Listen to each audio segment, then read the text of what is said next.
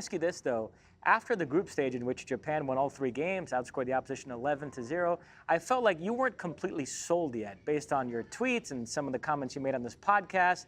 Did today make you a believer? The only thing is, Mosse, and you'll know this, I think we've talked about this before. You know, and I mentioned this again on the air, there are countries and cultures that talk about suffering and that don't, not from English language cultures, that talk about suffering, and it's a very different way of talking about that word.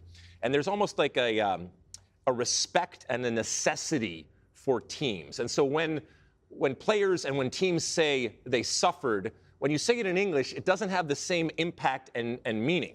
And I only say that because this Japan team, they have yet to go through that moment of suffering where, they get punched in the nose. Everything has gone perfectly, pretty much, for this Japanese team.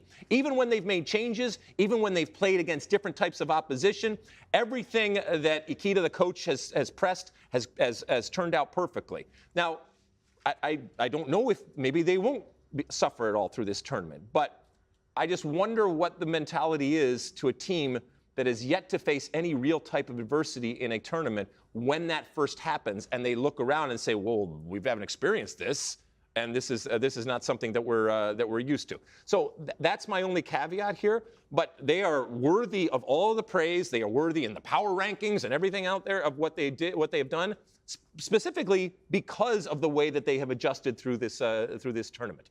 Am I willing to say right now they are the favorites to win this World Cup? I'm not quite there.